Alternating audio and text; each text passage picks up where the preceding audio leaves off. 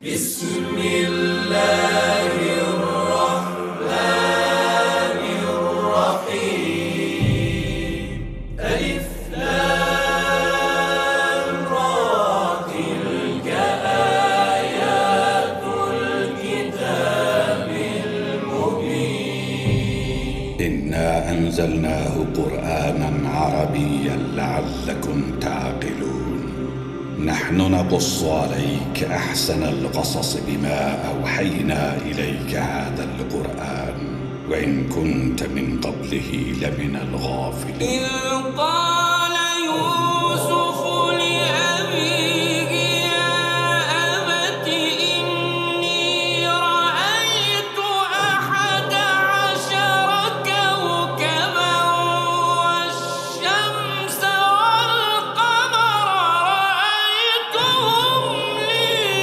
ساجدين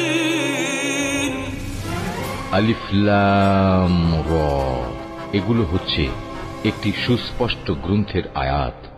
নিঃসন্দেহে আমি একে আরবি কোরআন হিসেবে নাজিল করেছি যেন তোমরা তা অনুধাবন করতে পারো। হে নবী, আমি তোমাকে এ কোরআনের মাধ্যমে একটি সুন্দর কাহিনী শোনাতে যাচ্ছি যা আমি তোমার কাছে ওহী হিসেবে পাঠিয়েছি, অথচ তার আগ পর্যন্ত তুমি এ কাহিনী সম্পর্কে ছিলে সম্পূর্ণ বেখবর লোকদেরই একজন। এটা হচ্ছে সে সময়ের কথা যখন ইউসুফ তার পিতাকে বলল, হে আমার পিতা, আমি স্বপ্নে দেখেছি 11টা তারা, চাঁদ ও সূরজকে আমি এদের আমার প্রতি সাজদাবানত অবস্থায় দেখেছি। একথা শুনে তার পিতা বলল, হে আমার স্নেহের পুত্র, তুমি তোমার এই স্বপ্নের কথা কিন্তু তোমার ভাইদের কাছে বলে দিও না, তারা তোমার বিরুদ্ধে ষড়যন্ত্র আঁটতে শুরু করবে, কেননা শয়তান মানুষের খোলাখুলি দুশমন।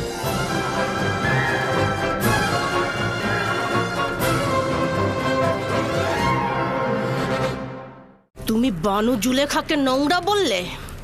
খোদার কসম, যদি অনুমতি থাকতো তাহলে তোমাকে আঘাতে জর্জরিত করে আনুগত্য প্রকাশ করাতাম, কিন্তু কি করব, বানু জুলেখা এতে বাধা সৃষ্টি করে। তিনি ভালো করেই জানেন যে ইউজারশিপ আনুগত্য প্রকাশ করার মতো নয়। সে দেখতে কেমন ছিল, লম্বায় কতখানি ছিল, তার বয়স কত ছিল? দীর্ঘদেহী ছিল, আর বয়স তো 30-32 হবে। দেখতে নিশ্চয় সুদর্শন ছিল। তার নাম কি ছিল? তার নাম তো ইউসুফ ছিল, তাই না? তার নাম সওয়াল করেছিলাম, কিন্তু বলল যে নাম বলতে অপারগ সে। তার সৌন্দর্য খুব একটা লম্বা চুলার দাড়ির কারণে ঠিক বোঝাই যাচ্ছিল না। এত শক্তভাবে নিও না, তুমি তো ভুল কোনো পথে মশগুল হওনি। আমার খোদাবন্ত এখানে উপস্থিত ছিলেন, আর আমি ইরানুসকে বললাম আমেনহতেব যেন আমাকে নাজাত দেন। যদি আমেনহতেব জানে যে তুমি গুনাহ করনি এবং তোমার নাজাতের পদক্ষেপ নেয়, তাতে তো কোনো দোষ নেই, তাই না? যে আমি অন্যদেরকে আমার খোদার তুষ্টির জন্য আশাবাদী করছি, আর সেই আমি কিনা অন্যের সাহায্য চাচ্ছি, এটা দোষ নয়। আমি তো তার থেকে গাফেল হলাম। আমি তাকে ভুলে গেলাম। তুমি শুধু চেয়েছো যে বাদশাহ তোমার হাল হকিকত সম্পর্কে গাফেল না হোক। তুমি গুনাহগার নও। যখন আমার খোদাবন্ধ নিজেই আমার কাছে হাজির, আমার কাছে নাজির, তখন কি দরকার ছিল অন্যের মনোযোগ চাওয়া? আমি খোদাবন্ধের কাছে হাত জোড় করে ক্ষমা চাইছি। আমি ভুল করেছি, আমি ভুল করেছি।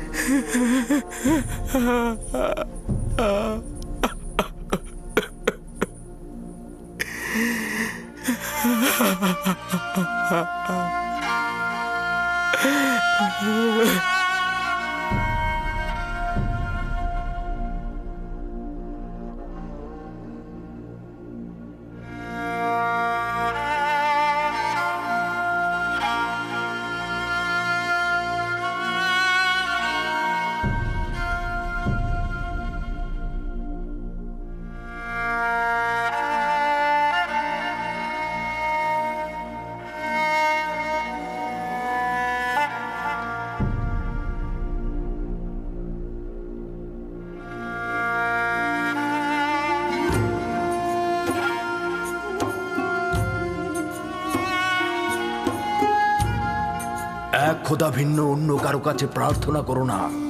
যা কিছু চাও শুধু তার কাছে যাও। একমাত্র প্রত্যক্ষদর্শী এবং সকল ক্ষেত্রে যার উপস্থিতি, তিনি হচ্ছেন উনি। যদি সঙ্গী চাও তাহলে তিনিই হচ্ছেন তোমাদের সঙ্গী, তোমাদের অভিভাবক। যদি সংরক্ষক ও প্রহরী চাও তাহলে তিনিই তোমাদের তত্ত্বাবধায়ক। যদি নিয়ামত দানকারী চাও তবে তিনি তোমাদের নিয়ামত দানকারী এবং পরওয়ারদিগার। এবং যদি উপদেশ ও নসিহত চাও তবে তিনি তোমাদের উপদেশ দাতা ও উত্তরাধিকারী। যা কিছুই মাখলুকাতের কাছে অন্বেষণ করো তার সবকিছুই একজনের কাছে রক্ষিত। আফসোস, খোদা ভিন্ন যদি অন্য কারো কাছে হস্ত উত্তোলন করো তাহলে অগণিত মাখলুকাত অপমানিত হবে। যদি কাল বা পরশু কিয়ামতের দিন খোদাবন্ধ ইনসাফ সহ জাহির হন তাহলে তো অসংখ্য পর্দা ছিন্ন ভিন্ন হয়ে যাবে। যদি তিনি ইনসাফ সহকারে সৃষ্টির দিকে নজর দেন, যদি কিয়ামতের দিন খোদা তাআলা মজলুমের আর্তনাদ শোনেন তাহলে অসংখ্য গুনাহগার আমির ওমরা পাপি তাপি বন্দী হয়ে যাবে। অতএব আখিরাতের সফরের জন্য রসদ সঞ্চয় করো এবং কাল কিয়ামতের জন্য নিজেদের আমলকে সংশোধন করে নাও। ফায়েকের মতো সবাই সফরের জন্য প্রস্তুত হও, কেননা সকলকে এই পথেই যেতে হবে।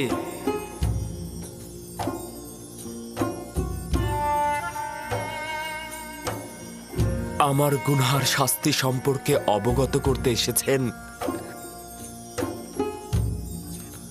শান্ত হও ইউসুফ, নিজেকে এতটা কষ্ট দিও না। আমি আমার পাপ সম্পর্কে অবগত। আমি কখনোই নিজেকে ক্ষমা করব না। তোমার এই অবগত হওয়াতেই মহান খোদার সন্তুষ্টি। তার আনুকূল্য অপার অসীম যা ইউসুফকে লজ্জিত করেছে। তিনি তো আমাকে আমার প্রিয় পিতা ও অন্যদের চাইতে অধিক ভালোবেসেছিলেন। মহান খোদাবান যার হাতে সকল কুদরত ও সম্মান তার হাতে। কে আমাকে মিশরের আজিজের রাজমহলে নাজ নিয়ামতে ডুবিয়ে দিয়েছিল? মহান খোদাবানদের হৃদয়ে যে রয়েছে সকল নিয়ামত তার রয়েছে। কে আমাকে জুলেখা ও মিশরের অন্যান্য নারীদের হাত থেকে নাজাত দিয়েছে? মহান খোদাবান্দ, যিনি মুমিনদেরকে মন্দ ও খারাপ কাজ থেকে ফিরিয়ে নিয়ে আসে। যে খোদা আমাকে এভাবে স্মরণে রাখেন আর আমি কিনা তার উপস্থিতিতেই অন্যকে স্মরণে। ইউসুফের কি এই পাপের জন্য রক্তের অশ্রুপাত করা উচিত নয়? আমার তো বিলাপ করতে করতে বুক ফেটে যাওয়া উচিত। গুনাহ করেছি খোদা, পাপ করেছি আমি প্রায়শ্চিত্ত করতে চাই। যদি ইউসুফ তার নিজের ভুলের জন্য এই রূপ অনুতপ্ত না হতো, একইভাবে মহান খোদার দরবারে আনুগত্য পোষণ না করত, তাহলে খোদার আনুকূল্য থেকে বিচ্যুত হয়ে যেত, নবুয়াতের মাকাম থেকে বিচ্যুত হতো। সিদ্ধান্ত ছিল ইউসুফ 1 বছর জেলখানায় থাকবে, কিন্তু এখন এটা 7 বছর বৃদ্ধি করা হয়েছে যেন ইউসুফ তার পাপের প্রায়শ্চিত্ত করে এবং কারাবন্দীদের হেদায়েত দান করে, কারণ ভবিষ্যতে ইউসুফের অসংখ্য বন্ধু দরকার হয়ে পড়বে। আমি কারাগার আলিঙ্গন করছি, এমনকি যদি সমস্ত জিন্দেগি হয়। শুধু আমার মাবুদ যেন আমার থেকে দৃষ্টি ফিরিয়ে না নেন, শুধু এটাই কামনা করছি। আমি শুকরিয়া জ্ঞাপন করছি, শুকরিয়া জ্ঞাপন করছি।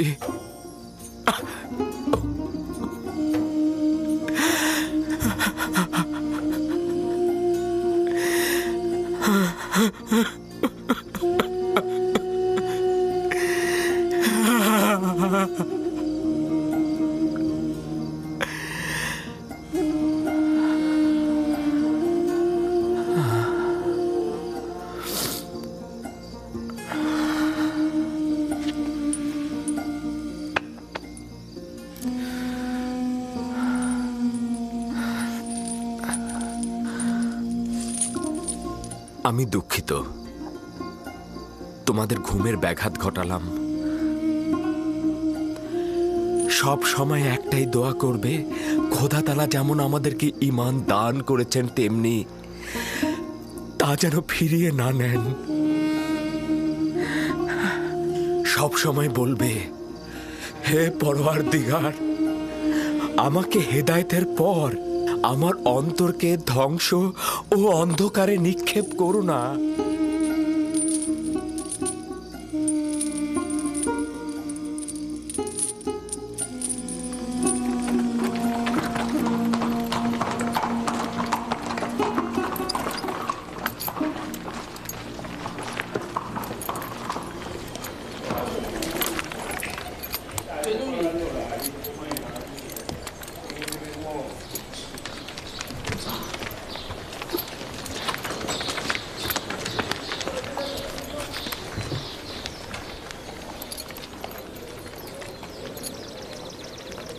সম্ভাব্য বিপদের মোকাবেলায় প্রয়োজনীয় পদক্ষেপ চিন্তা করেছো তো? জি আলী জনাব, সিপাহী ও গোলামগণ সশস্ত্র অবস্থায় আছে, আর আমাদের কিছু লোক সাধারণ মানুষের সাথে মিশে আছে। তারা শুধু আদেশের অপেক্ষায় আছে। চেষ্টা করবে নিজেকে সংযত রাখতে, বেহুদা রাগারাগি একদম করবে না।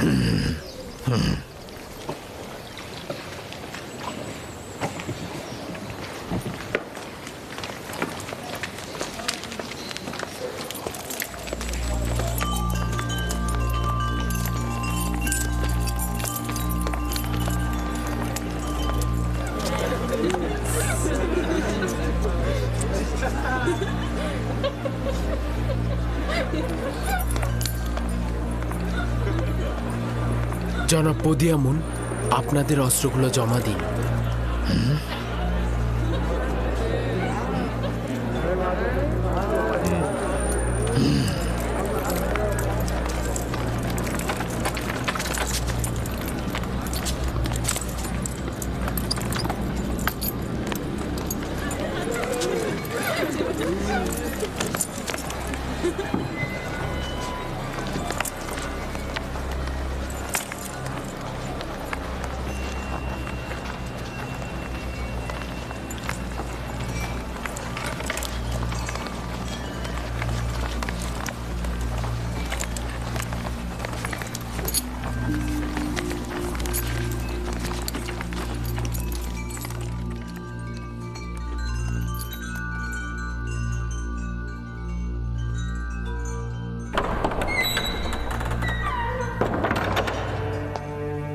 মিশর দেশের মহান বাদশাহ মহান খোদা তৃতীয় আমের হতে প্রবেশ করছেন।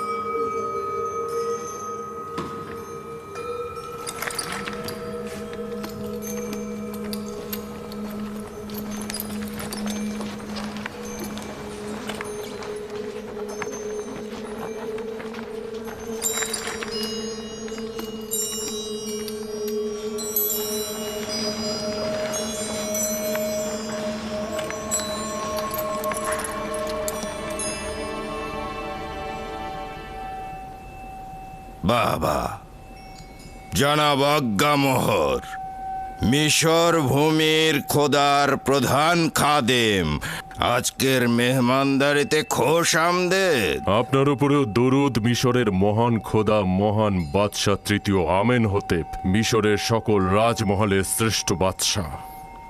আচ্ছা, সত্যি করে বলুন তো জনাব আজ্ঞামোহর, যে উপাধি ব্যবহার করলেন তা কি নিজে কবুল করেন? আমাদের সন্দেহ নেই, এবং যা বললাম তা শতভাগ সত্যতা রয়েছে। আমন খোদার খাদেমদের দৃষ্টিতে মিশরের সকল বাদশাহই অর্ধ খোদা পদমর্যাদার অধিকারী। তাহলে উপস্থিত গণ্যমান্যদের কাছে সওয়াল করছি, অজ্ঞামোহরের কথা অনুযায়ী এই পদমর্যাদার অধিকারীর বিরুদ্ধে ষড়যন্ত্রকারীর শাস্তি কি হওয়া উচিত?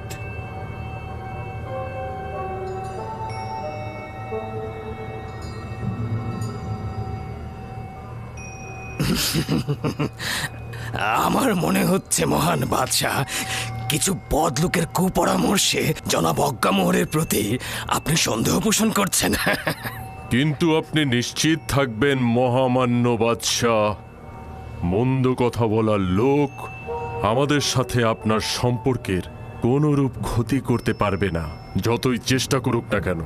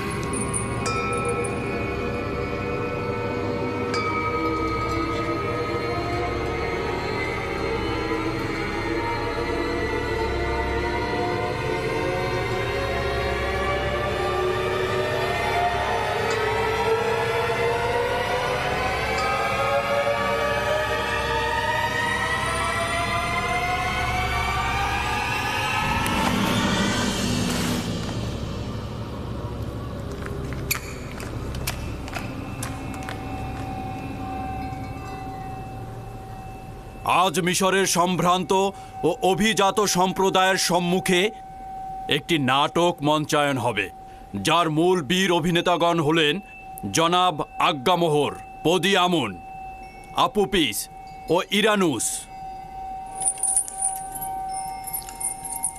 আচ্ছা জনাব আজ্ঞামোহর, এদেরকে চিনতে পারছেন?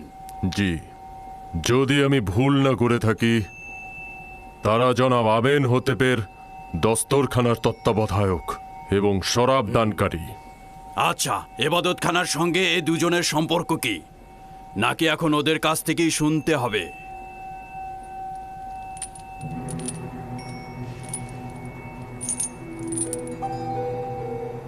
তাদের সঙ্গে আমাদের সম্পর্ক হলো তারা আমুনের অনুসারী, তাদের সঙ্গে অন্য কোনো সম্পর্ক নেই আমাদের। আচ্ছা আপুপিস, তোর কি খবর? জনাব আজ্ঞামোহরের সাথে তোর সম্পর্কের কথা একটু বলবি কি? বল। সত্যি বলছি, আমার সাথে আজ্ঞামোহরের কোনো সম্পর্ক নেই। আমেন হতেবকে হত্যা করার জন্য কার সঙ্গে চুক্তি করেছিলি সেইটা সবার সামনে বল।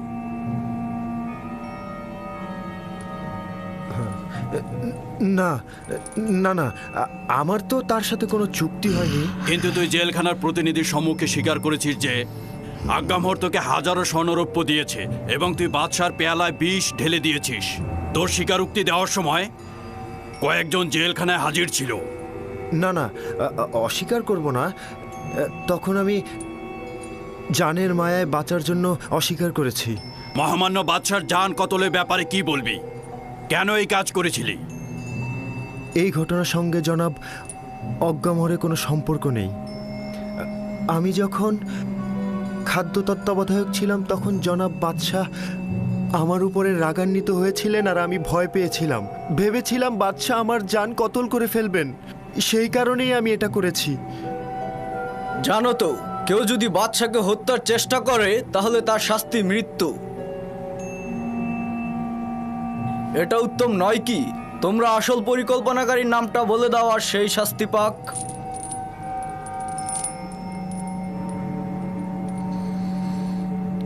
জনাব পুতিফার, কেন জোড়াজুড়ি করে এবাদতখানার খাদেমদেরকে দোষী করতে চাইছেন?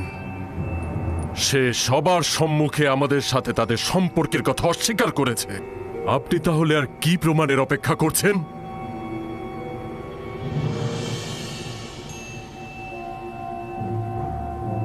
আপনি এখনই উত্তেজিত হবেন না জনাব, কারণ নাটক এখনো বাকি রয়েছে।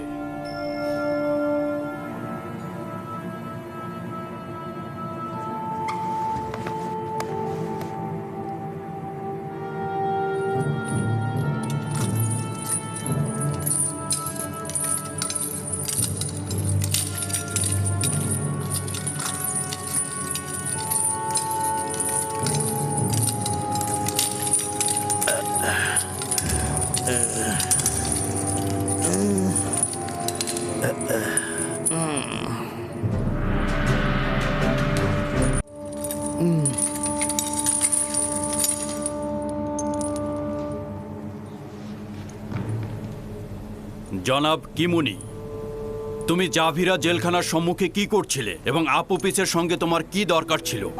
কোনো দরকার ছিল না জনাবে মালিক। আপুপিসের স্ত্রী আর সন্তানেরা আমার কাছে এসে কান্নাকাটি করছিল, তাই ভাবলাম একটু খুঁজে দেখি। সকল জায়গায় খুঁজতে খুঁজতে যখন জাভিরা কারাগারের সামনে গেলাম, আপনার সৈন্যরা আমাকে গ্রেপ্তার করলো।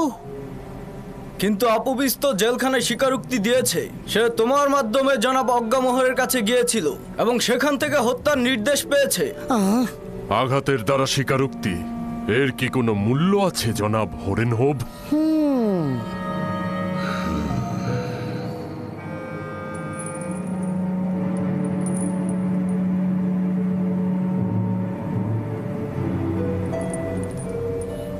তার মানে তোমার ইরানুস আর আপুপিসের সঙ্গে কোনো সম্পর্ক নেই এবং আমাকে কতল করার কোনো নীল নকশা তুমি করনি? না আমার খোদা বন্দেগার, এদের সঙ্গে আমার কোনো সম্পর্কই নেই। এবং তুই আপুপিস, কিমনি এবং অজ্ঞামোহরের সঙ্গে কোনো সম্পর্ক করিসনি?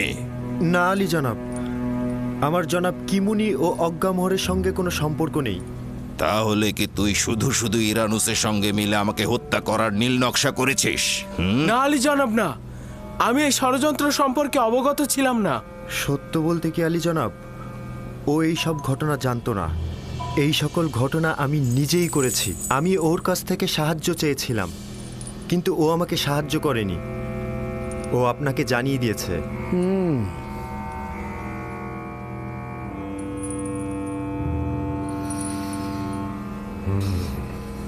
আমার চোখের সামনে থেকে দূর হয়ে যা, নইলে লাগাম ছাড়া হয়ে তোকে হত্যার নির্দেশ দেব। সুস্বাদু খানা পিনা গ্রহণ করুন এবং চলে যান। আবারও যদি কোনো ষড়যন্ত্র হয় তাহলে তাকে আমনও রক্ষা করতে পারবে না। চলে যান।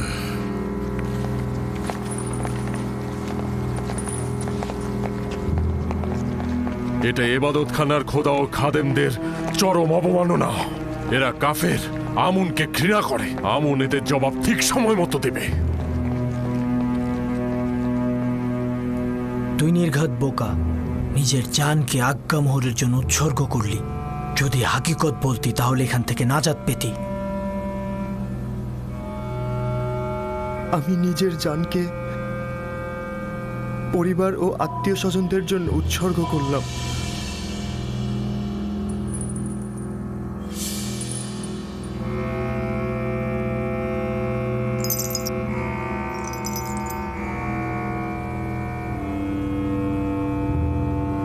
ইরানুস আজাদ পেল, কিন্তু তুই আপুপিস, শাস্তি স্বরূপ আগামীকাল তুই ফাঁসির দড়িতে ঝুলবি।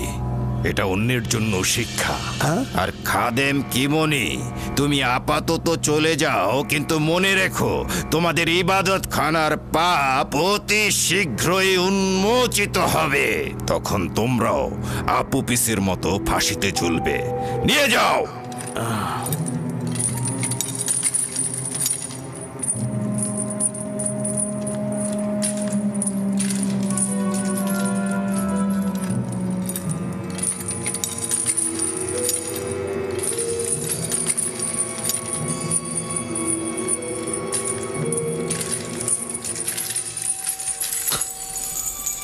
রাজসভা শেষ হলো,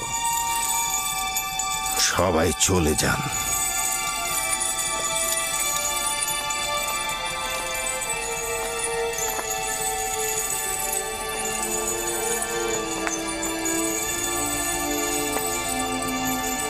নাটক, দুর্দান্ত একটি নাটক মঞ্চস্থ হলো, আর সবাই দাঁড়িয়ে দাঁড়িয়ে আমেনহোতেপকে অপমানিত হতে দেখলো।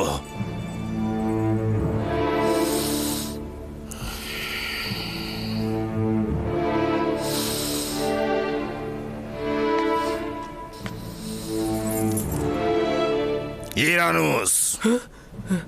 জি জি জি জি আলী জনাব। তুই কি আমার শরাব দানকারী সাকি নস? জি জি জি আলী জনাব, অবশ্যই। তাহলে শরাব কোথায়? আপনার খেদমতে হাজির জনাব।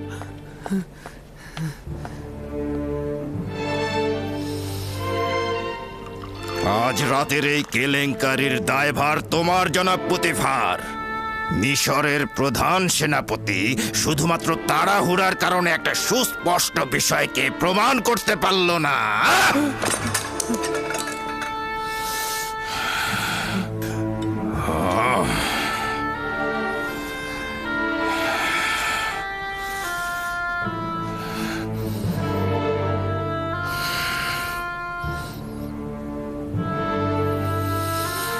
তুমি আমাকে আশ্বাস দিয়েছিলে সব আমাদের অনুকূলে আছে, আর তুমি সেটা প্রমাণ করতে পারবে।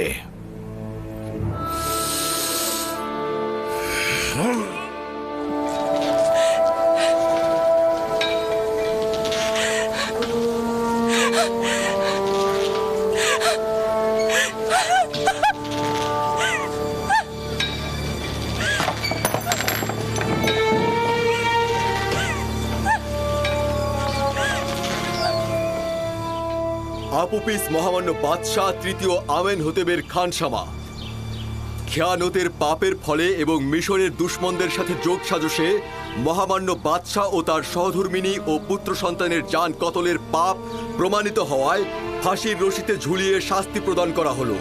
তার দেহ ফাঁসির কাষ্ঠে ঝুলবে যতক্ষণ না পর্যন্ত সে মারা যায়, এবং তার দেহ পাখিদের খাবার হবে।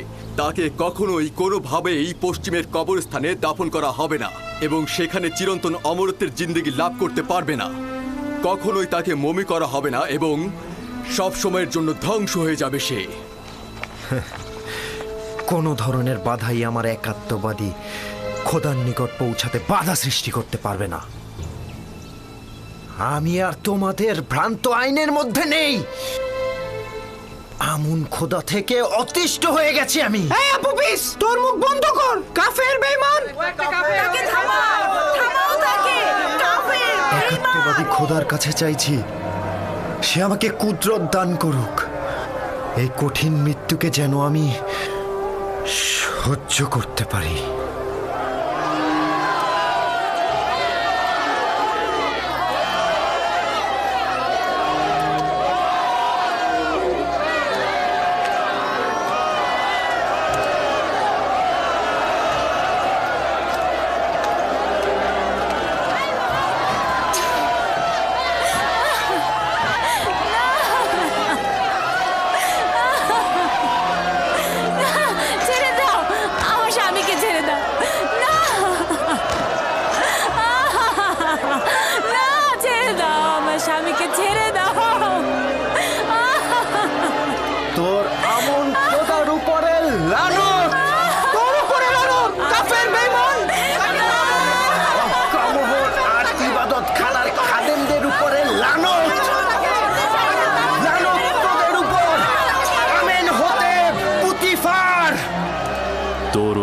আছে, তোর জায়গায় অন্য কারো ফাঁসিতে ঝোলা উচিত ছিল।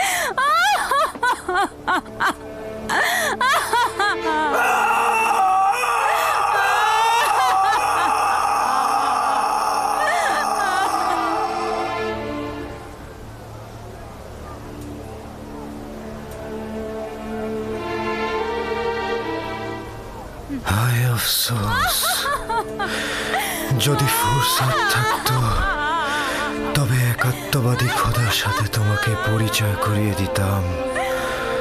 হায় আফসোস, যদি আমার সন্তানকে খোদার পয়গম্বর ইউসুফের সাথে পরিচয় করিয়ে দিতে পারতাম। খুশি হয়েছি যে তুমি নাজাত পেয়েছ। যদি তোমার কিছু হতো তবে আমি খোদার কাছে কি জবাব দিতাম?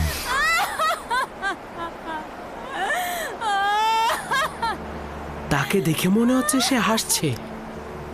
ঠিকই তো, আমিও তো তাই দেখছি। বিষয়টা কি? ও কেন হাসছে? আমার মনে হয় সে বিশ্বাস করছে মৃত্যুর পরে সে সর্বোত্তম জায়গা পাবে।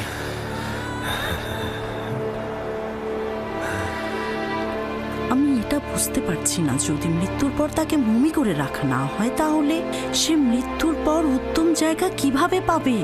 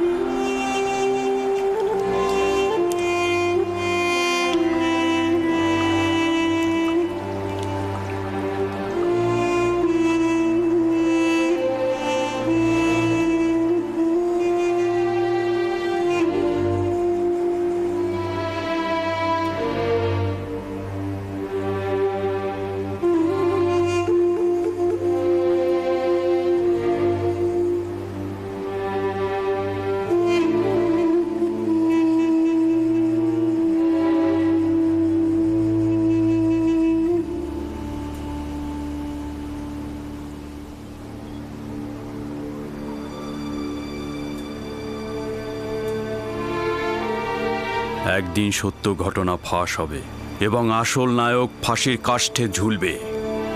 একদিন না একদিন অজ্ঞামোহর ও অন্যান্য খাদেমরা তাদের পাপের শাস্তি পাবে। রওনা হও।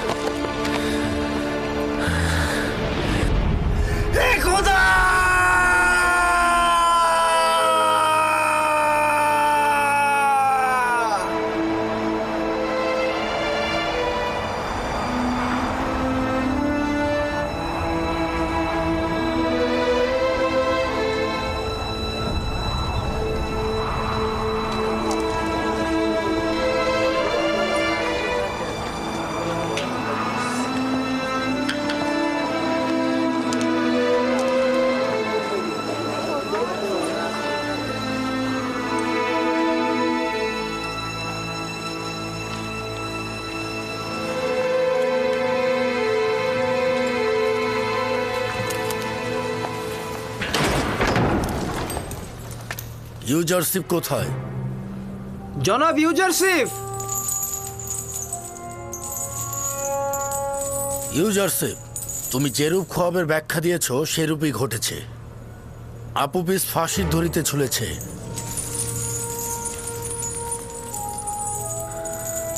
জানতাম।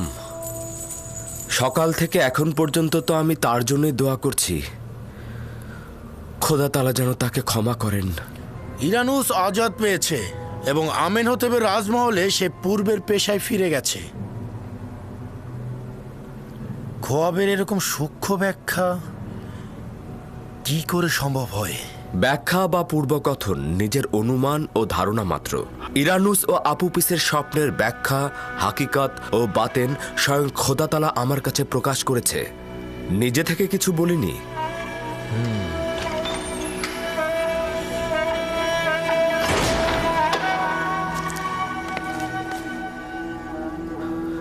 খোদাবন্দ আমাদের সকলকে ও আপুপিসকে ক্ষমা করুক।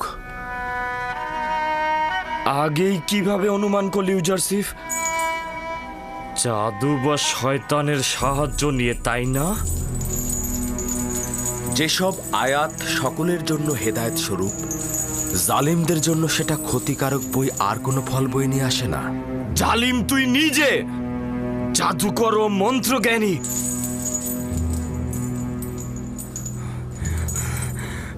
আমি অতটা আহাম্মক নই যে তোর পয়গম্বরী গ্রহণ করব। তুই হচ্ছিস তুই একটা জ্যোতিষী, তুই একটা জাদুকর, তুই একটা জাদুকর ছাড়া কিছুই না।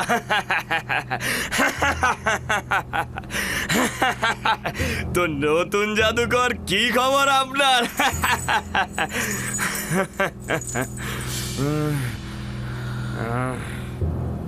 কত বছর বন্দী থাকার আদেশ প্রাপ্ত হয়েছে? কিয়ামত। চাবিরা ভুলে যাওয়া গৃহ, অত সহজে এখান থেকে কেউ নাজাত পায় না। শোনো নিনিফার, তুমি খুব দ্রুত এই কারাগার থেকে আজাদ পাবে। কি বললে? আশা করছি কারাগার থেকে তোমার এই আজাদি তোমাকে শয়তানের বন্ধনী থেকে মুক্ত করতে সাহায্য করবে। তোমরা শুনেছো ও কি বললো? আশা করছি ইউজারসিফের এই কথার হাকিকত যেন না হয় এবং তুই কিয়ামত পর্যন্ত কারাগারে থাকবি। যদি এই ভবিষ্যৎবাণীর ক্ষুদ্রতম অংশ ফলে যায় তবে তোর প্রতি ঈমান আনবো, আর যদি না হয় তবে ভাববো তুই শুধুমাত্র একজন জাদুকর ও জ্যোতিষ। মৃত ব্যক্তিগণ শুনতে পান না। হকের পায়গাম ও সত্যের কালাম তাদের কর্ণকুহর দিয়ে অন্তরে প্রবেশ করে না। আর কখনো যদি হকের আওয়াজ শুনতেও পায়, হয় তাকে অস্বীকার করবে, নয়তোবা মিথ্যা প্রমাণ করতে একেবারে উঠে পড়ে লাগবে। এসো আবু পিসের আত্মার মাগফিরাত কামনা করে খোদাবন্দের কাছে দোয়া করি। হে পরওয়ারদিগার, আবু পিসের রূহকে অফুরন্ত রহমত প্রদান করো, তাকে ক্ষমা করো, তাকে মাফ করে দাও।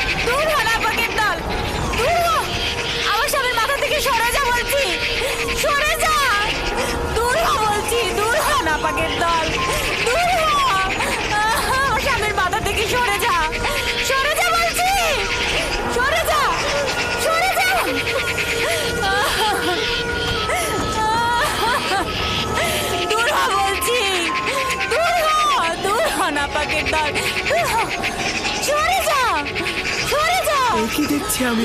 আবু পিস তো স্বপ্নে এই দৃশ্যটাই দেখেছিল। ইউজারসিপও বলেছিল তুমি এইভাবেই মারা যাবে।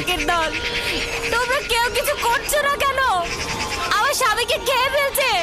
তোমরা ওকে নিচে নামিয়ে আনো। দূরে সরে যাও, দূরে সরে যাও বলছি। আনছো না কেন? কেন আনছো না?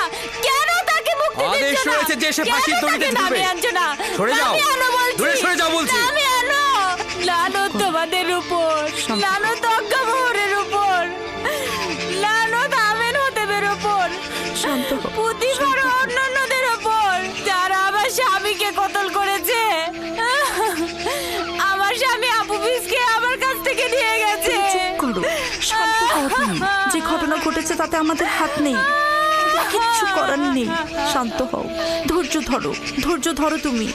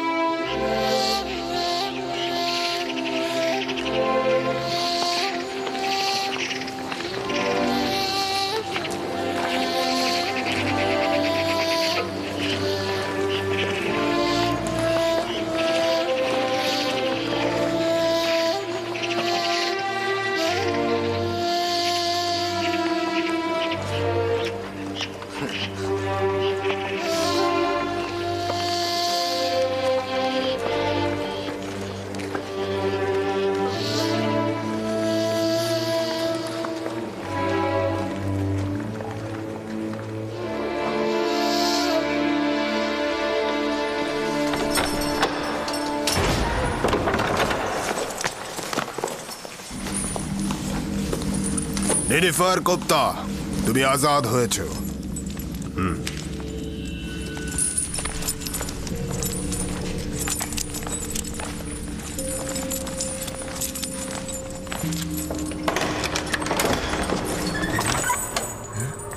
আমি আজাদ, আমি আমি আজাদ হয়ে গেছি। আমি আজাদ, আমি আজাদ হয়ে গেছি। আমি আজাদ হয়ে গেছি।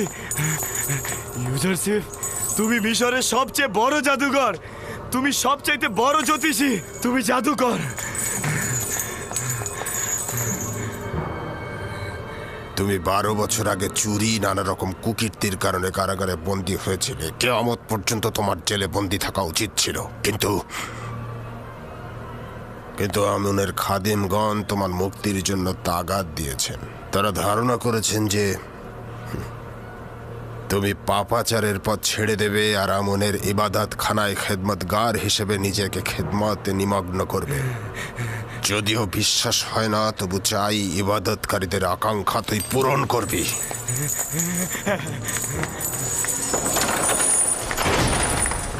আবারও ইউজারশিপের কথা সত্যি হলো। তার প্রতি আমার দিন দিন ঈমান ও সংকল্প বেড়েই চলেছে। এগুলো সবই খোদার পয়গম্বরদের সত্যতার নিশানা।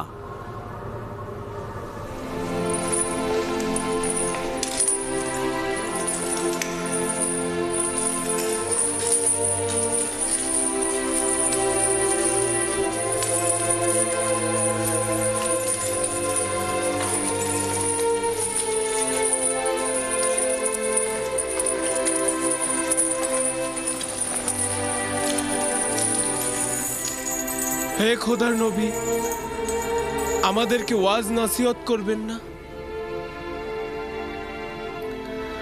কখনো কখনো আম্বিয়া একরাম কিছু মানুষও হেদায়েত প্রদানে সক্ষম হন না।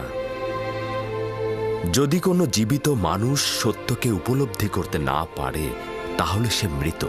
তখন সে সত্যকে উপহাস করবে, তখন সেই প্রমাণিত সত্যকেই সে মিথ্যায় রূপান্তরিত করবে।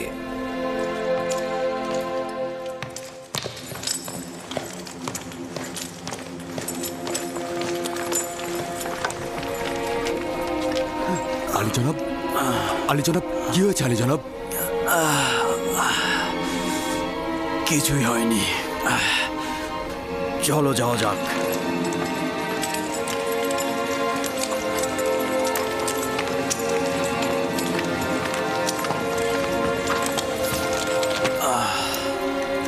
চলো রওনা হও।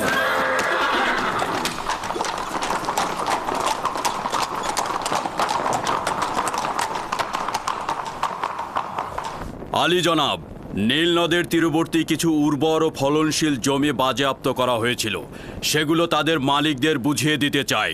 কিন্তু ইবাদতখানার কিছু খাদেম তাদের স্বেচ্ছাচারিতা ও সীমালঙ্ঘন চালিয়ে যাচ্ছে। এই স্বেচ্ছাচারিতা আমি বরদাস্ত করব না। হয় আমুনের খাদেমরা থাকবে, নয়তো আমি। আপনারা কেন মূল কারণ খুঁজে বের করছেন না? মুশকিল হলো এই আইনের ভিত্তিগুলো। আমাদের মিশরে আমুনের ইবাদতকারীর সংখ্যা অনেক বেশি। আসল মুশকিল হলো যেই সব খোদা নিজে চলতে না পেরে খাদেমদের দ্বারা আইন সৃষ্টি করে। আমাদের উচিত হবে এই আইনগুলো আগে পরিবর্তন করা। আমুনের ইবাদত হচ্ছে মিশরের প্রাচীন আইন।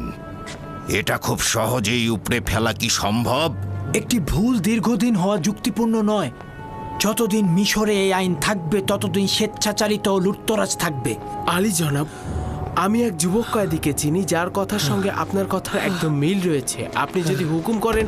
আলী জনাব, আলী জনাব, কি হলো আপনার? আলী জনাব, দ্রুত দরবারের চিকিৎসক সিনহাকে খবর দাও।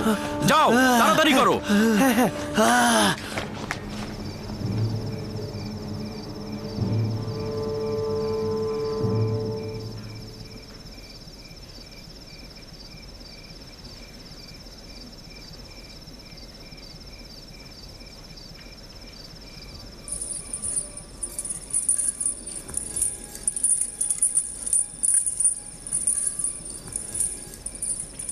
ইরানুসের উচিত ছিল এই সময়ের মধ্যে আপনার পয়গাম মিশরের বাদশাহ আমেনহোতেবকে দেওয়া, কিন্তু খবর তো এলো না। সে হয়তো ভুলেই গেছে। এই গুরুত্বপূর্ণ বিষয়টা ইরানুস এত তাড়াতাড়ি ভুলে যাবে?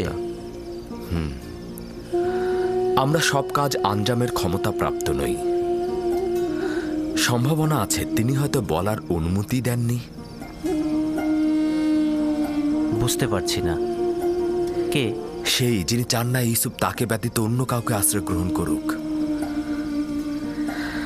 সেই, যিনি আত্মমর্যাদাপূর্ণ বান্দা ব্যতীত কারো কাছে আনুগত্য পোষণ করেন না।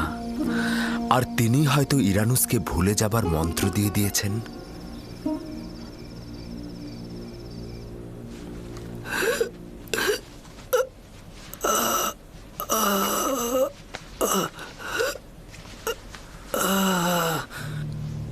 আমি কি বলতে চেয়েছিলাম? আমি কার বিষয়ে কথা বলতে চেয়েছিলাম? রাজকুমার অসুস্থ হওয়াতে সবকিছু ভুলে গেলাম।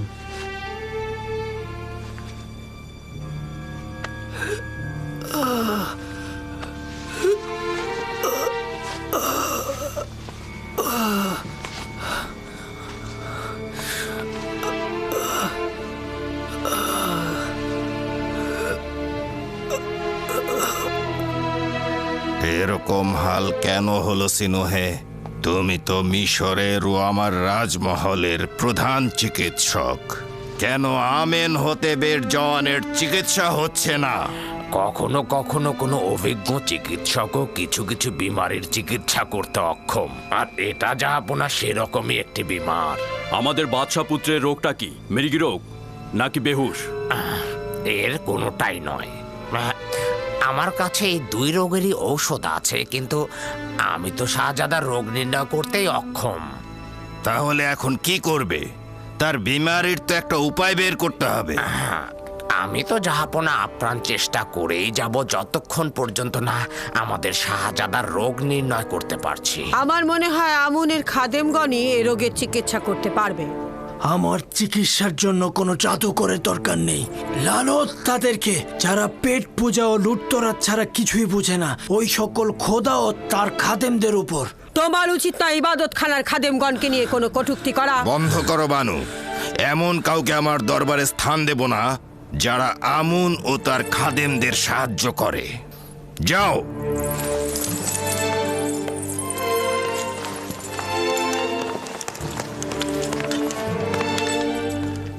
আমার রাজমহলে যেহেতু বানু তীরের মতো একজন আমুনের গোয়েন্দা রয়েছে, সেহেতু আমার বিজয় হবে কঠিন।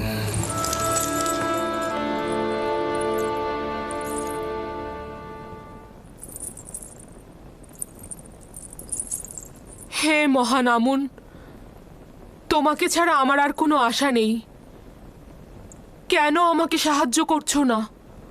আমি কি তোমার দরবারে প্রয়োজনীয় জিনিসপত্র হাদিয়া স্বরূপ দেইনি? স্বর্ণ মুদ্রা সহ অসংখ্য প্রয়োজনীয় জিনিসপত্র দেইনি? তোমাকে সাজাতে মূল্যবান অলংকার ও পোশাক পরিচ্ছদ দিয়েছি, তাহলে কেন সাহায্য করছো না? যদি তুমি বান্দাদের চাহিদা পূরণ করতে না পারো, তাহলে কেন আমরা তোমার ইবাদত করব? কেন তোমার সামনে মাথা নত করব?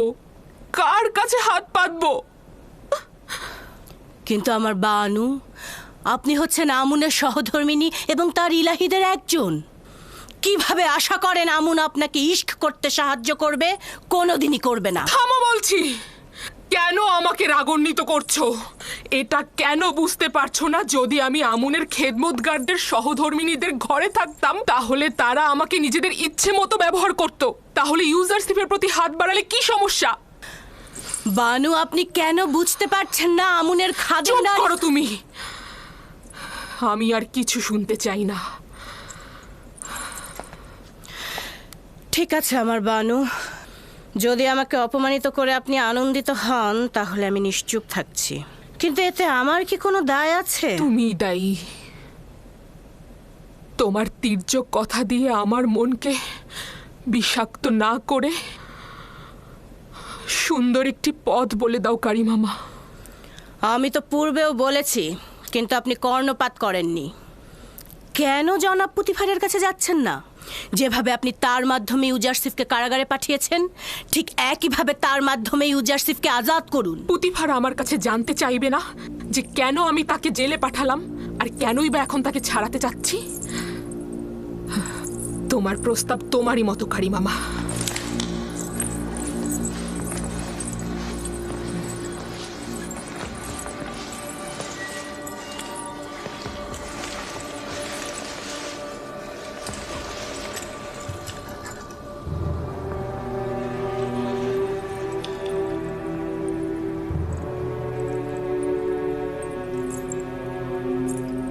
কারিমামা। জি আমার বানু। ভুল কি আমার নাকি এই আয়নার? আমাকে বিবর্ণ মনে হচ্ছে কেন? আপনি চিন্তিত হবেন না আমার বানু, সাজসজ্জা করলে সব ঠিক হয়ে যাবে।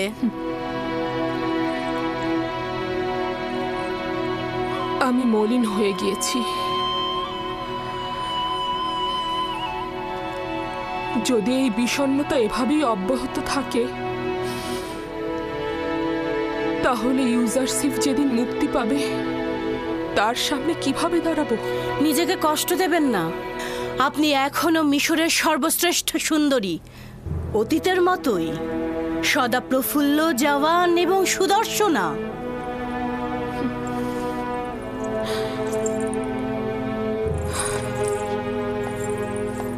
আমি পারবো না এই বিরহ সহ্য করতে।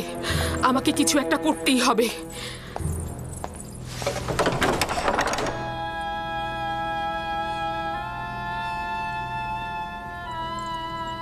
ইউজারশিপ কি করে তালা ভেঙে ফেললো? এমনকি আমি দেখলাম সে এই দরজা স্পর্শও করেনি। তুই নিজেই ভেঙে গেছিস, ঠিক আমারই মতো।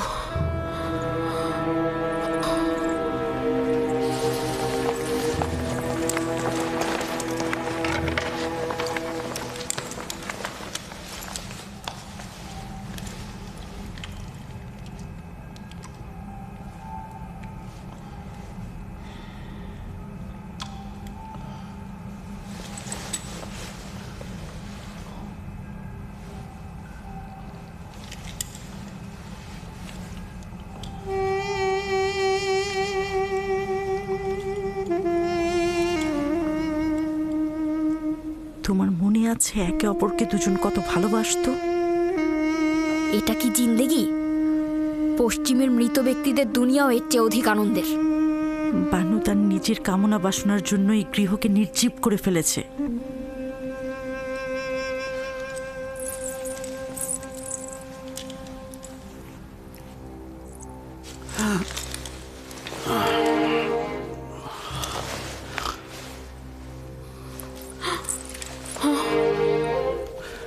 দরবারের চিকিৎসক সিনহুকে খবর দাও।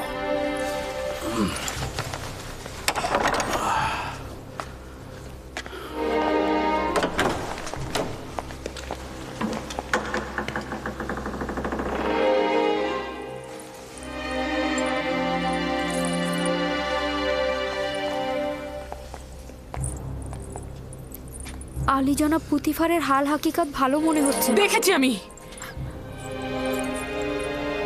আমার কিছুই করার নেই। তার চিকিৎসক দরকার, আমাকে নয়। আমাকে দেখে তার অবস্থা আরো খারাপ হচ্ছে।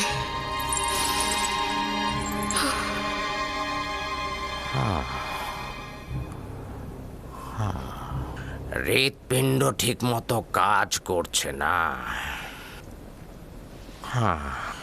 উচিত হলো ক্রোধ ও পেরেশানিকে সম্পূর্ণ নিয়ন্ত্রণে রাখা আর পরিপূর্ণ বিশ্রামে থাকা। আমি কিছু ঔষধ আপনার জন্য প্রস্তুত করেছি, প্রতিদিন নিয়ম মতো খাবেন। আর ঔষধ শেষ না হওয়া পর্যন্ত চলাফেরা সম্পূর্ণ নিষেধ। কি করছেন আলী জনাব? আপনার অবস্থা খুবই খারাপ, আপনার বিশ্রাম দরকার। মিশরের শ্রেষ্ঠ চিকিৎসক সিনহুর কথায় বিশ্বাস থাকা সত্ত্বেও বিশ্রাম নিতে পারছি না। চলাফেরা আপনার জন্য বিপজ্জনক। মিশরের অর্থমন্ত্রী দিনরাত আমাকে তালাশ করে যাচ্ছে, কিন্তু তোমাকে কথা দিচ্ছি ফিরে এসে তোমার উপদেশ অক্ষরে অক্ষরে পালন করব। শুনুন, আমি কিন্তু বাদশাহ আমেনহোতেবকে বলে আপনার সমস্ত কাজ কেড়ে নেব। আমি চিকিৎসার দায়ভার গ্রহণ করব না আলী জনাব।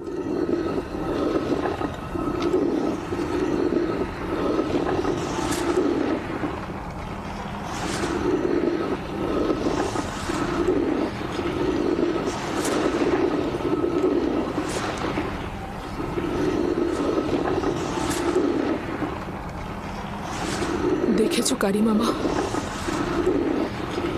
জাতাকলটা গমগুলোকে কিভাবে পিষে দিচ্ছে। সময়ও ঠিক এভাবেই মানুষকে পিষে দেয়।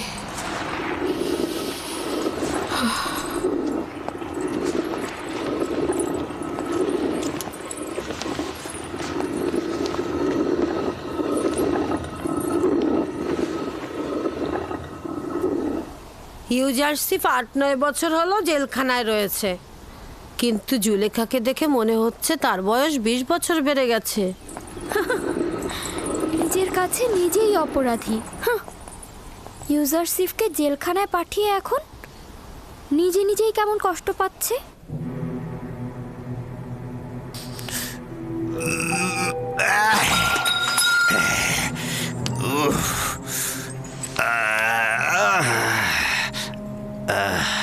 এই মাথা ব্যথা আমাকে কতল করে ফেলবে।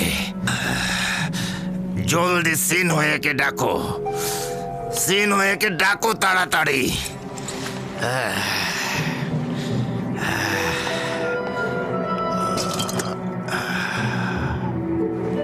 যাও।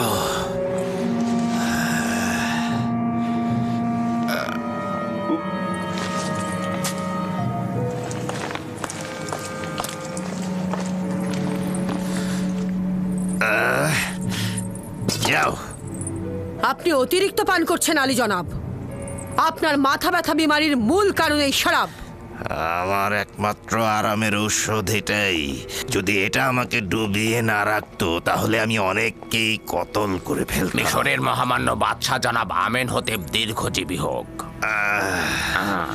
ইরানুস, 1 গ্লাস পানি নিয়ে এসো, আলী জনাবকে ঔষধ খাওয়াতে হবে।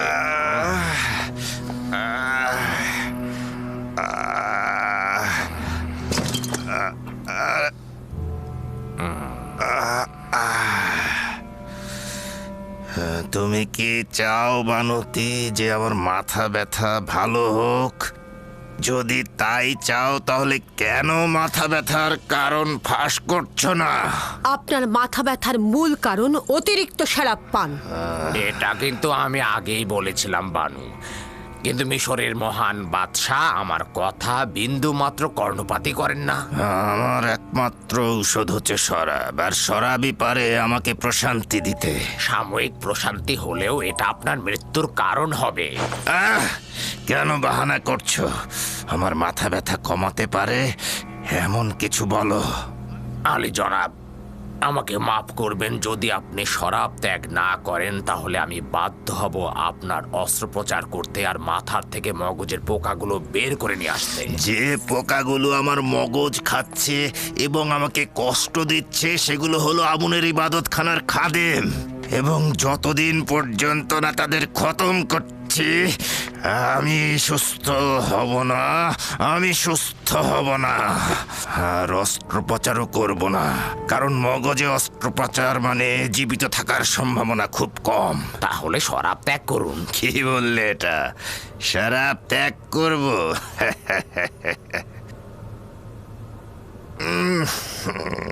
তাহলে এটা খাবো।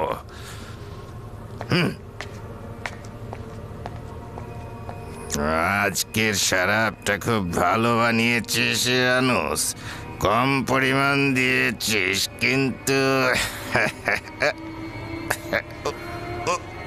আমি শুধু আমার চিকিৎসা শাস্ত্রের জ্ঞান দিয়ে বলতে পারি যে বিপদে রয়েছেন, নিজের দিকে লক্ষ্য রাখবেন। তার মানে কি তোর সময় ফুরিয়ে এসেছে আমেন হতে?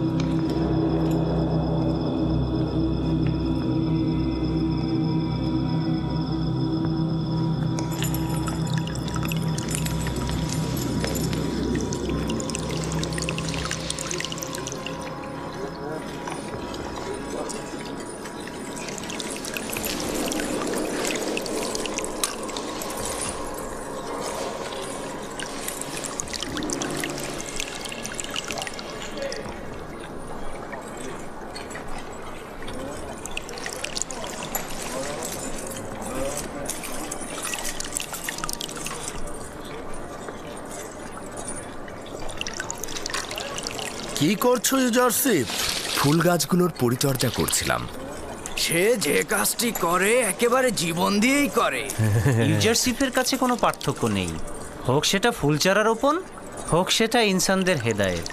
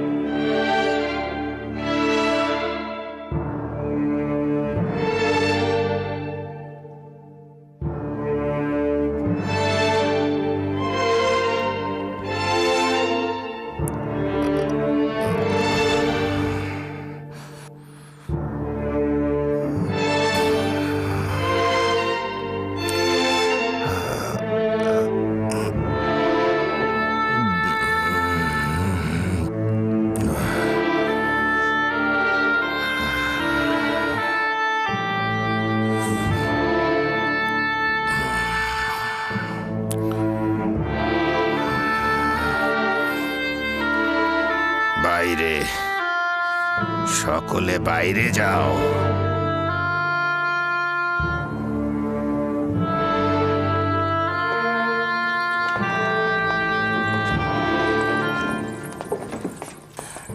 শোনোনি, আমি বলেছি সকলে বাইরে যাও। তুমি না, তুমি থাকো শুধু।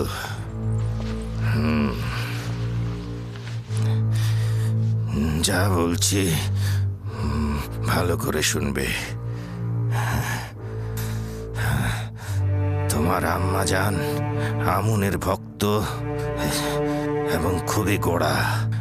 সে রাষ্ট্রীয় কাজে কোনোভাবেই যেন হস্তক্ষেপ করতে না পারে। আমাকে মমি করার পর আমি যে কবরটা তৈরি করেছি সেখানে আমাকে দাফন করবে, কিন্তু আমুনের কোনো কিছু আমার সঙ্গে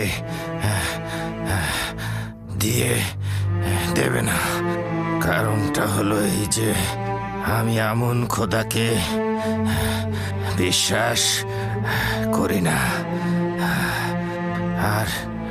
আর একটা কথা, আমুনের খাদেমগণ বিপজ্জনক, আর আমুনের খাদেমগণ আইন নিজেদের ভোগে ব্যবহার করেন আর নিজেদের লাভের জন্য তারা যে কোনো ধরনের কাজ করতে পারে।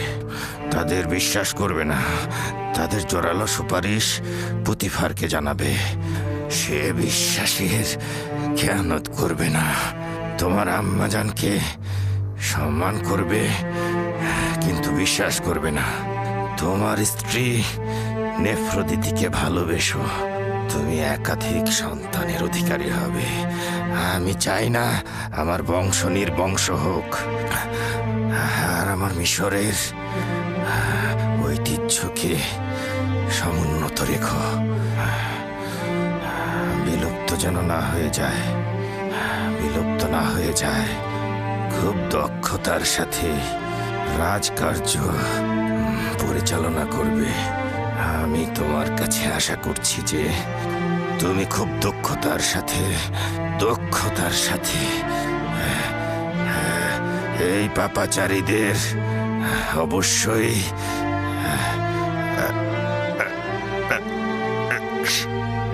শাস্তি প্রদান করবে। খোদা হাফেজ।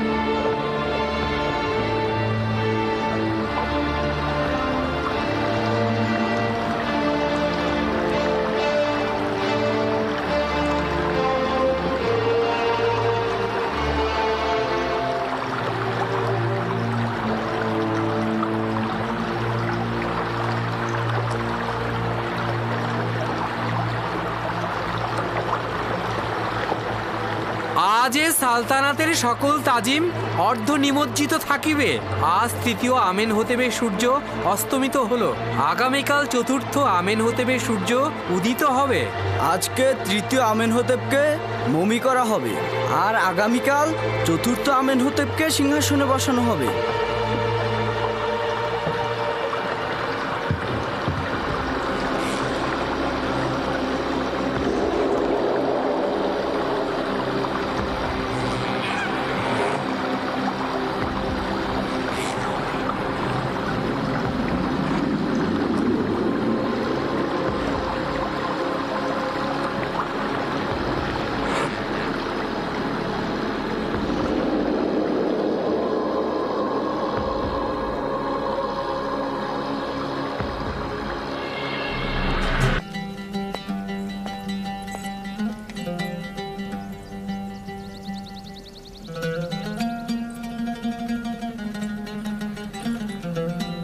কাকে তাজিম করছো? বানু জুলেখাকে তাজিম করছি। পুতিফারের রাজমহলের আপনি তো বানু। বানুর তো আর কিছুই অবশিষ্ট নেই, না শান শওকত, না সেই রূপ লাবণ্য। আমার বানু, নিজেকে সবসময় এতটা অপবাদ দেবেন না। আপনি সবসময় আমাদের কাছে বানু জুলেখায় থাকবেন, বরং অতীতের চেয়ে আরো প্রিয় হবেন। আমার বানু, আপনি তো জানতেন আজ তৃতীয় আমেনহোতেবের অন্ত্যেষ্টিক্রিয়া ছিল। জানতাম, কিন্তু আমার মন ভালো নেই। আমার কাছে এই আমেনহোতেব বা অন্য আমেনহোতেব কোনো মূল্য নেই। আপনার অংশগ্রহণ করা উচিত ছিল। মিশরের সকল সম্ভ্রান্ত নারী সেখানে ছিলেন। আমার মনে যে আহাজারি চলছে, অন্য কোনো আহাজারি নেয়ার ক্ষমতা নেই আমার।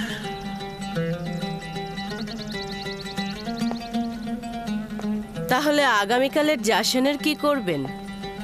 সিংহাসনে আরোহণের জাসনে অংশগ্রহণ না করে থাকতে পারবেন? ওফ,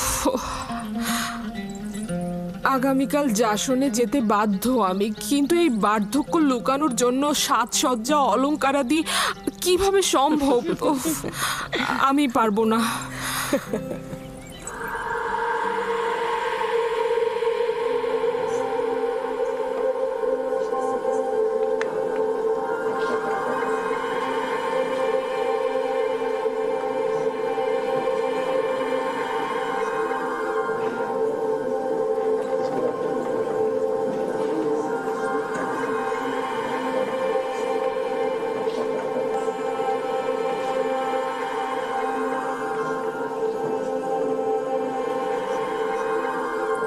বাদশার সহধর্মিনী নিফারতিতি নাকি এখন মিশরের সর্বশ্রেষ্ঠ সুন্দর। হ্যাঁ, এখনই দেখতে পাবে, অসম্ভব সুন্দরী সে। নিফারতিতির কথা আমিও শুনেছি, সে কি জুলেখার চাইতেও সুন্দরী?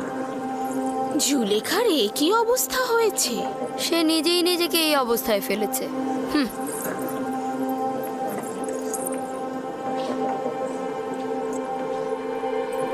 আমি শুনেছি যে চতুর্থ আমেনহোতেব নাকি আমাদের আমন খোদা একেবারে বিশ্বাসী নয়। যদি বিশ্বাসী নাই হয় তবে কি করে অজ্ঞামোহর তার মাথায় মুকুট পরায়? এটা একটা আনুষ্ঠানিকতা, কোনো উপায় নেই। প্রাচীনকাল থেকেই প্রধান খাদেম আর আজিজে মিশর বাদশার মাথায় মুকুট পরিয়ে থাকেন।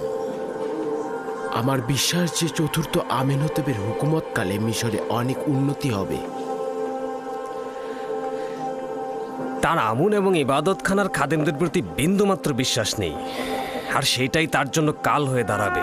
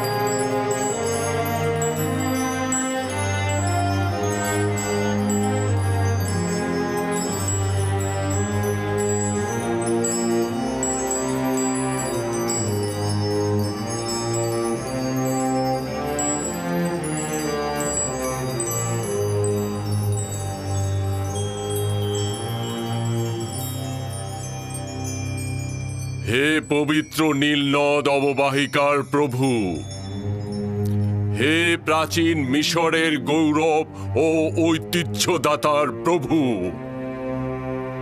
হে মহান খোদা আমুনের অংশীদার, মিশরের সাধারণ জনগণকে কুদরত দানকারী, নীলনদকে বশ্যতা ও সুফল দানকারী, মিশরকে উচ্চ মর্যাদায় আসীনকারী এবং মজবুত ভিত্তি প্রদানকারী চতুর্থ আমেনহোতেপ, আমাদের জওয়ান বাদশাকে সকল ফেরাউনের কুদরত এবং শস্য শ্যামল পবিত্র নীলনদ সহ মিশরের উচ্চ মর্যাদা ও সকল কিছুর উপরে তার আনুকূল্য প্রদান করুন এবং তার শক্তি বৃদ্ধি করুন।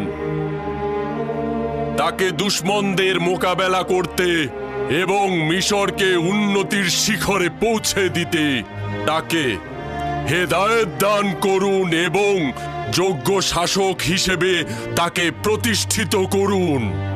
একই সাথে তাকে আমুন খোদার প্রতি আনুগত্য আনতে সহযোগিতা করুন।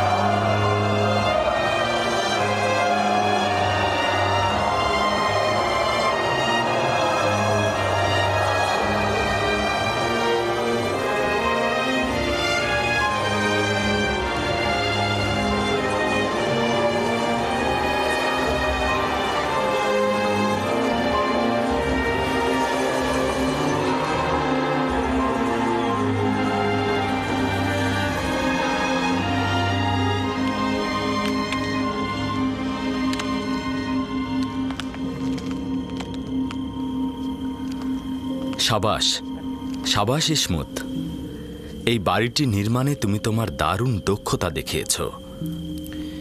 আমি পূর্বেও বাড়িঘর নির্মাণকারী ছিলাম, মিশরে অনেক বাড়িঘর তৈরি করেছি। আমরা কিন্তু সবাই তোমারই মতো, আমরা নিজেদের মতো করে দুনিয়াটা তৈরি করি, তারপর সব কিছু ছেড়ে ছুড়ে চলে যাই।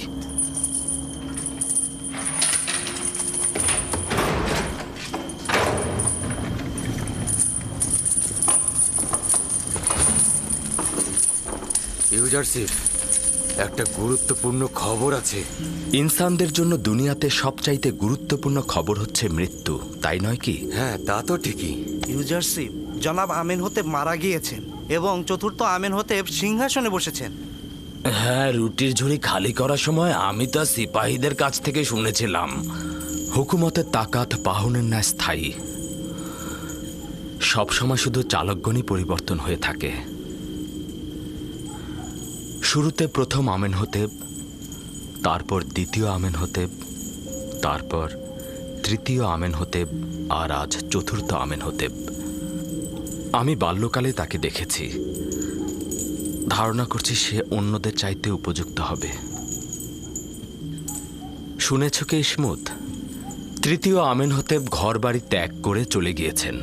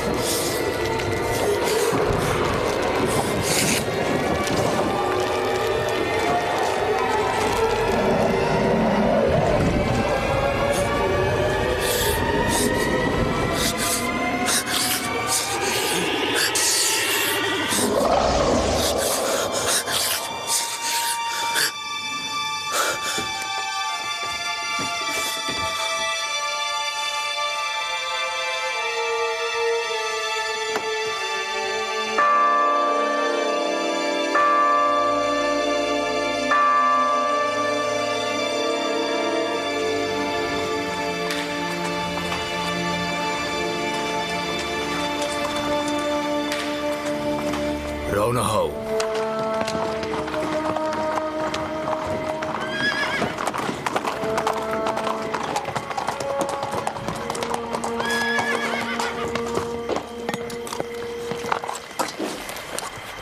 কে তুমি? এত রাতে এখানে কি চাও? বাদশাহ চতুর্থ আমেনহতেবের পক্ষ থেকে এসেছি। আজ্ঞামোহরের জন্য পয়গাম আছে। অপেক্ষা করুন, জনাব পদিয়াউনকে খবর দিচ্ছি।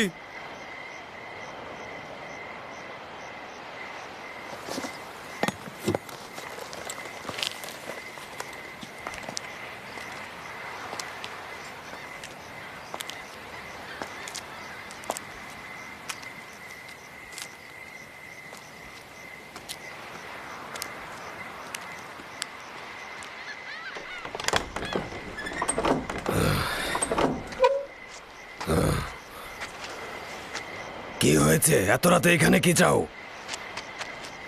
মিশরের মহান বাদশাহ চতুর্থ আমেনহতেব খোয়াব দেখেছেন।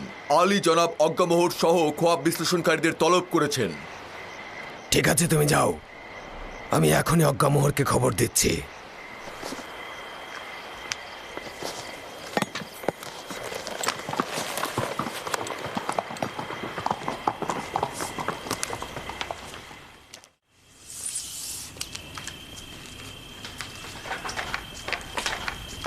আলী জনাব, আমি না হয় গিয়ে হরেনহবকে বলবো আপনি বিমারির কারণে বাদশার রাজ দরবারে যেতে সক্ষম হচ্ছেন না। না না, পতিফার আজ পর্যন্ত নিজের প্রভুর ফরমান পালনে এক মুহূর্ত অজুহাত দেখায়নি।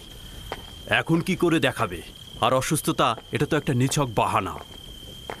বিষয়টা কি সেটাই বলো। জানি না, হরেনহব বলছিল গুরুত্বপূর্ণ তলব। দেখেছো অর্ধরাতে কিভাবে আমাদের ঘুম হারাম করে দিল। এত রাতে আমাদের বিরক্ত না করে সকালবেলায় তো তার খোয়াবের ব্যাখ্যা চাইতে পারতেন। কয়েকজন খোয়াব ব্যাখ্যাকারীকে খবর দাও আর অতি দ্রুত আমার সঙ্গে দেখা করতে বলো। যাও, দ্রুত করো, যাও। ঠিক আছে আলী জনাব।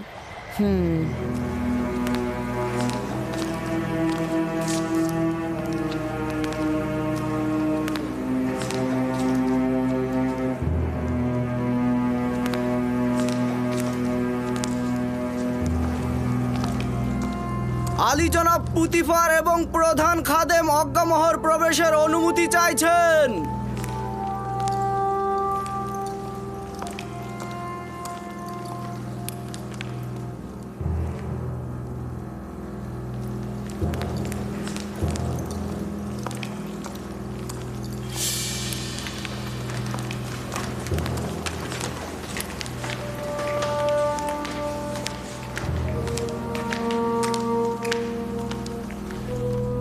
দরুদ মহামান্য বাদশাহ জনাব আমেনহতেবের জওয়ান।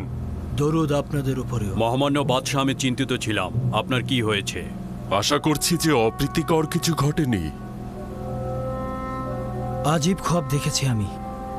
সম্ভবত অপ্রীতিকর হতে পারে, আবার নাও পারে। আবার এমনটাও তো হতে পারে যে এটার কোনো ব্যাখ্যাই নেই। বাদশার খোয়াবের ব্যাখ্যা বরকত ও কল্যাণময়ী হবে। বিশ্লেষণকারীদেরকে খবর পাঠিয়েছি, তারা এক্ষুনি হাজির হবে। যাই হোক না কেন, আমাকে অস্থির করে তুলেছে।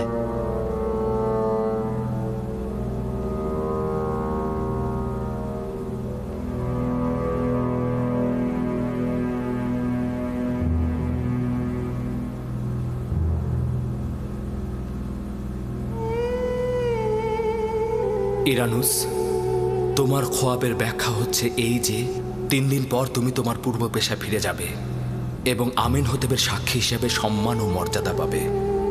ইরানুস। জি জি জি জি আলী জনাব। তুই কি আমার শরাব দানকারী সাকি নস? জি জি জি আলী জনাব, আপনার খেদমতে হাজির জনাব। তাহলে শরাব কোথায়? আর আবু পিস, তুমি 3 দিন পর শাস্তি স্বরূপ ফাঁসি কাষ্ঠে ঝুলবে। তোমাকে ঝুলিয়ে রাখা হবে আর পাখিরা তোমার দেহ ঠুকরে ঠুকরে খাবে। ইউজারসিফ,